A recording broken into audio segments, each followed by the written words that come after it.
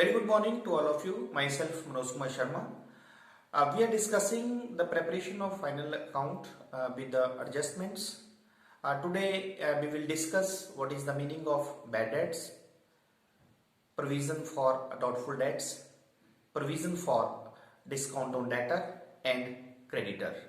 इस वीडियो के बाद आप ये जान पाएंगे कि डूबत ऋण, संदिग्ध ऋणों के लिए प्रावधान,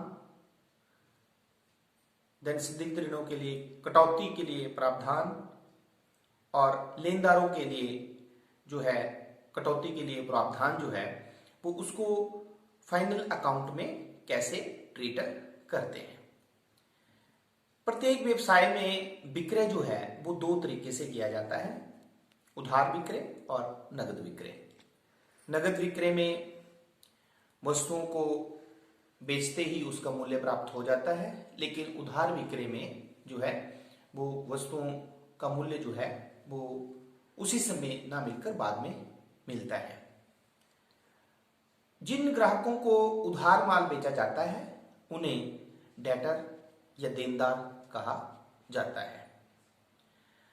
उधार विक्रय की स्थिति में कुछ देनदारों से राशि वसूल नहीं होती है, अर्थात वह राशि जो देनदारों से प्राप्त नहीं होती है उसे डूबत ऋण कहा जाता है, उसे बैड डेट्स कहा जाता है।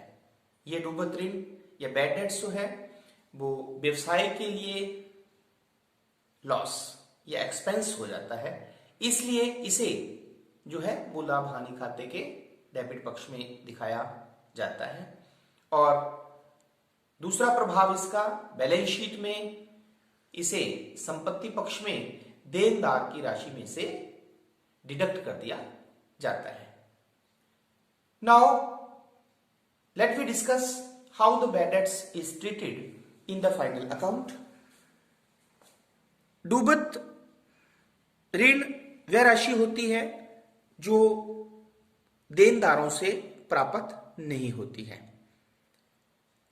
इस राशि को जब रोजनामचा प्रविष्टि के रूप में लिखा पुस्तकों में लिखा जाता है तो इसे लिखा जाता है bad debts account debit to debtor account. Journal entry is bad debts account debit to debtors account.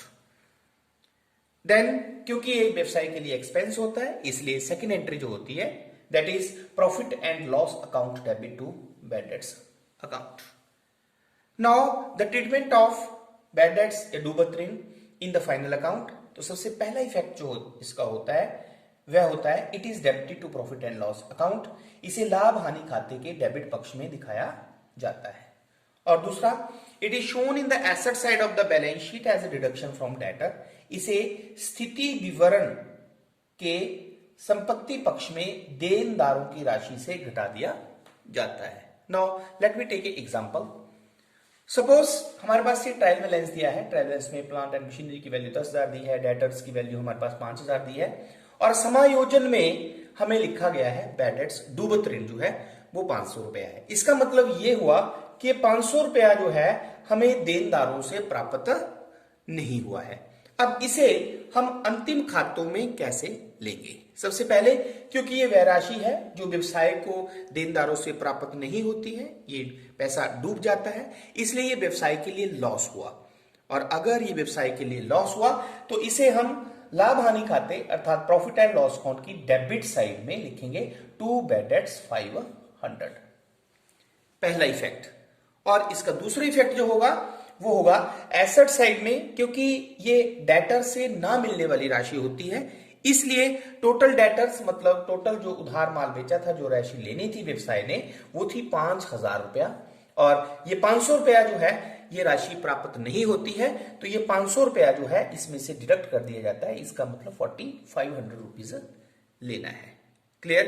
तो बैड डेट्स जो डूबत ऋण का समायोजन है उसका एक प्रभाव जो है वो लाभ हानि खाते के डेबिट साइड में होगा और दूसरा इफेक्ट जो है, दूसरा प्रभाव जो है इसका वो बैलेंस शीट की एसेट साइड में डेटर में से डिडक्ट किया जाएगा। Now we will discuss our next adjustment is provision for doubtful dates.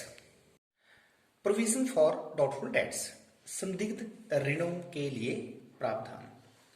प्रत्येक व्यवसाय में कुछ ऐसे देनदार भी हो सकते हैं जिनकी वसूली जो है, जिनसे पैसे प्राप्त होना जो है वो संदिग्ध होता है।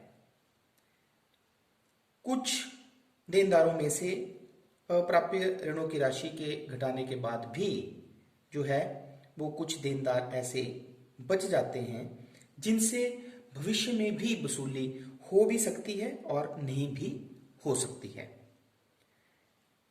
इसलिए इन देनदारों के संबंध में लाभ में से कुछ परसेंटेज जो है वो संदिग्ध ऋणों के लिए प्रावधान कर लिया जाता है, क्योंकि यदि भविष्य में ये देनदार जो हैं वो पैसा नहीं देते हैं तो उस हानि को जो प्रावधान बनाया जाता है उसमें से पूरा किया जा सके।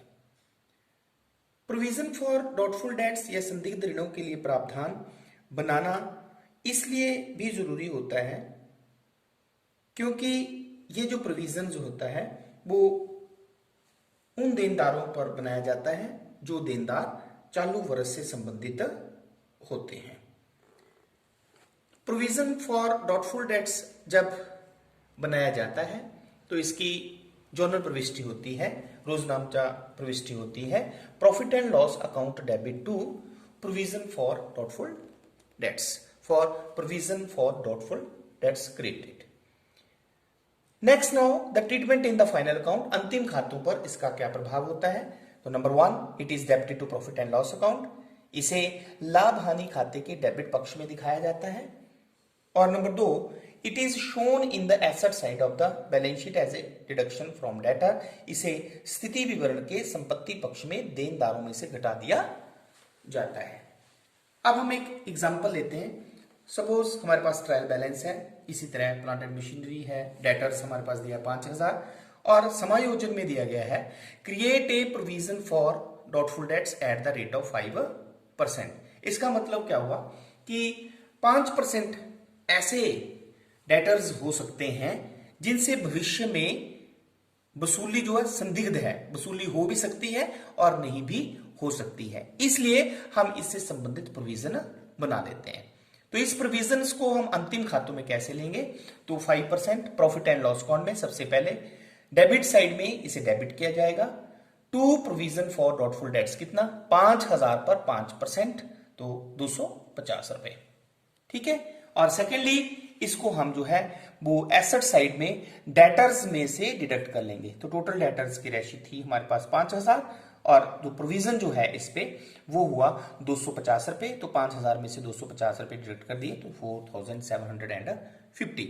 तो प्रोविजन फॉर डाउटफुल डेट्स, संदिग्ध ऋणों के लिए प्रावधान जो समायोजन होता है उसका एक इफेक्ट जो होता है वो प्रॉफिट एंड लॉस अकाउंट की डेबिट साइड में होता है और दूसरा इफेक्ट जो होता है उसकी राशि को बैलेंस शीट में एसेट साइड में देनदारों में से घटा दिया जाता है।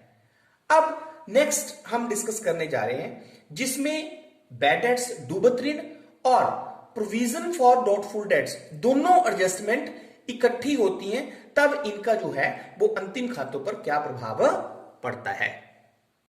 इस केस में आप देख सकते हैं कि हमारे पास ट्रायल बैलेंस है, ट्रायल बैलेंस में प्लांट एंड मशीनरी 10,000 है, डेटर्स की वैल्यू हमें दी गई है 5000 और एडजस्टमेंट के तौर पे हमें दो एडजस्टमेंट दी गई हैं।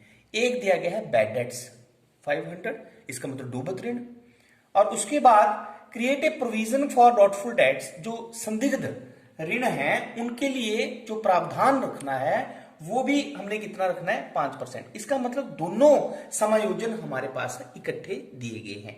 अब इन दोनों समायोजनों का हमारे पास जो है वो अंतिम खातों पे क्या प्रभाव पड़ता है।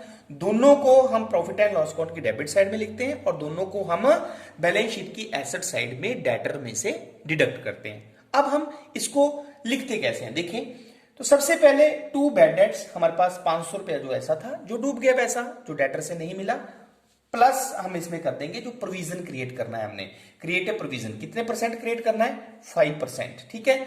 लेकिन ये जो 5% प्रोविजन आपने क्रिएट करना है, ध्यान रखना है यहां पे कि वो आपने जो है वो नेट डेटर से करना है। टोटल डेटर्स हमारे पास कितने थे, 5000, ठीक है। उसमें से 500 तो हमारे पास डूब गए, 500 हमें नहीं मिला। तो इसका मतलब ये जो हम प्रोविजन क्रिएट करेंगे, ये हम क्रिएट करेंगे 5000 माइनस 500, 4500 पर 5%, ये आएगा 225, ठीक है। तो बैड डेट्स हमारे पास 500 रुपया डूबा, और प्रोविजन जो क्रिएट करना है वो हमने कितना क्रिएट करना है, 225 रुपए। फिर आपने ध्यान रखना है कि ये 225 रुपए हमने कैसे कैलकुलेट किया, ठीक है। तो ऑटो कॉलम में हमने लिख देना है 725 रुपए। तो इस 500 का भी हमारे पास इफेक्ट हो गया प्रॉफिट एंड लॉस अकाउंट के डेबिट साइड में, और प्रोविजन का भी प्रॉफिट एंड लॉस अकाउंट के डेबिट साइड में, दोनों को इकट्ठा करके हमने लिखा है 725 रुपए। उसी तरह एसेट साइड में जब हम इन दोनों को लिखेंगे तो सबसे पहले डेटर्स हमारे पास कितने हैं, 5000, माइनस कर दिया हमने बैड डेट्स, डूबत जो पैसा डूब गया 500 रुपया, और जो माइनस कर दिया जो हमने प्रोविजन क्रिएट किया, प्रोविजन फॉर डॉटफुल डेट्स 225 रुपए। तो ये हमारे पास आया 725। तो 5000 में से 725 डिडक्ट किए तो आया 4275 रुपए। तो इस तरह से हमने देखा कि बैड डेट्स और प्रोविजन फॉर डॉटफुल डेट्स अगर दोनों एडजस्टमेंट हमारे पास इकट्ठी दी गई हैं, समायोजन में है ये, तो इनको हम फाइनल अकाउंट में कैसे लेते हैं। अब हम हमारे पास नेक्स्ट जो एडजस्टमेंट है वो भी बैड डेट्स या डेटर से रिलेटेड है, that is provision for discount on debtor. Provision for discount on debtors, देनदारों पर छूट के लिए प्रावधान। देनदारों से शीघ्र भुगतान प्राप्त करने के लिए बहुत से व्यवसायी जो हैं वो छूट देते हैं।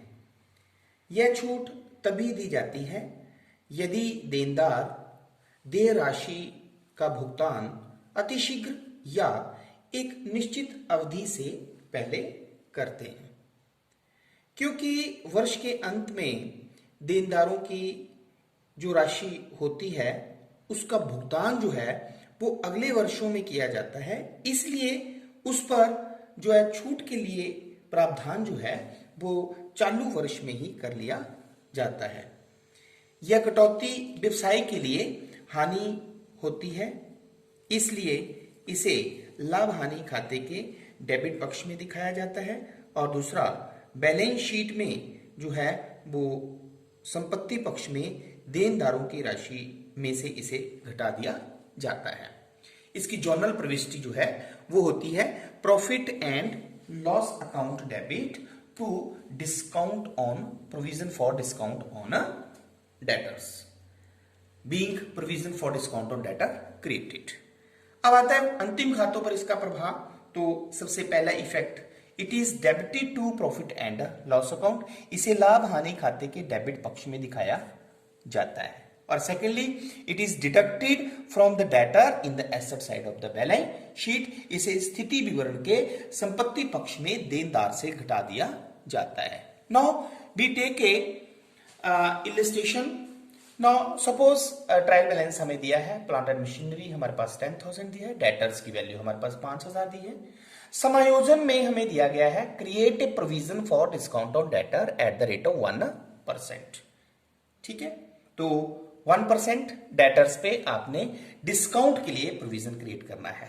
तो इसका इफेक्ट जो है वो प्रॉफिट एंड लॉस अकाउंट की डेबिट साइड में to provision for discount on debtor 1%, तो 5000 पे 1% हो गया 50 रुपीज।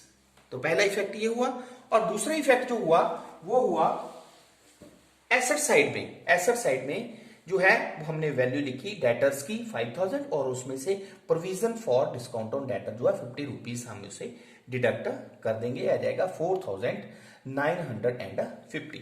तो इस तरह से आपने देखा कि जो provision for discount on debtors होता है या देनदारों पर छूट के लिए प्रावधान जो समायोजन होता है, उसके दो प्रभाव जो होते हैं वो एक लाभ हानि खाते के डेबिट पक्ष में आता है, और दूसरा बैलेंस शीट में एसेट साइड में डेटर में से राशि निकाल दी जाती है। यहां पे एक आपने बहुत ही इंपॉर्टेंट बात जो आपने ध्यान में रखनी है कि मान लो आपके पास जो है वो बैड डेट्स भी दिया है, ठीक है, बैड डेट्स की एडजस्टमेंट भी दी है, प्रोविजन फॉर डॉटफुल डेट्स की एडजस्टमेंट भी दी है और provision for discount on debtor की एडजस्टमेंट भी दी गई है। तो इन तीनों का effect profit and loss account की डेबिट साइड में आएगा, ठीक है, और इन्हें जो है वो एसेट साइड में जो है वो डेटर्स में से डिडक्ट कर दिया जाएगा। लेकिन आपने ध्यान रखनी है बात कि जो प्रोविजन फॉर डॉटफुल डेट्स के लिए प्रोविजन क्रिएट करेंगे वो डेटर में से बैड डेट्स की वैल्यू को डिडक्ट करने के बाद जो वैल्यू आती है उस पे कैलकुलेट करेंगे, और डिस्काउंट ऑन डेटर्स के लिए जो प्रोविजन क्रिएट करेंगे वो डेटर में से पहले बैड डेट्स की वैल्यू डिडक्ट करेंगे, फिर प्रोविजन फॉर बैड डेट्स की डॉटफुल डेट्स की वैल्यू डिडक्ट करेंगे, और जो फिर वैल्यू आएगी उस पर हम डिस्काउंट ऑन डेटर जो है वो कैलकुलेट करेंगे। क्लियर? तो now we will discuss our next adjustment is provision for discount on creditor. Provision for discount on creditors, लेनदारों पर छूट के लिए प्रावधान। जिस प्रकार कोई व्यापारी देनदारों पर कटौती का प्रावधान करता है उसी प्रकार वह लेनदारों पर भी कटौती का प्रावधान कर सकता है। लेनदार वे व्यक्ति जिनसे हम उधार माल खरीदते हैं। लेनदारों को यदि व्यवसायी द्वारा शीघ्र या एक निश्चित अवधि से पहले भुगतान किया जाता है तो उसे जो है वो कटौती प्राप्त हो सकती है, जो कि आय होती है और लाभों में वृद्धि होती है। अतः व्यवसायी चालू वर्ष के अंत में अपने अंतिम खाते तैयार करते समय लेनदारों की राशि पर पिछले अनुभवों के आधार पर एक निश्चित प्रतिशत से कटौती का प्रावधान कर सकता है। जब ये प्रावधान व्यवसाय में किया जाता है तो जर्नल एंट्री जो है वो होती है provision for discount on creditors account debit to profit and loss account, क्योंकि ये एक इनकम होती है। Clear? Narration being provision for discount on creditor paid.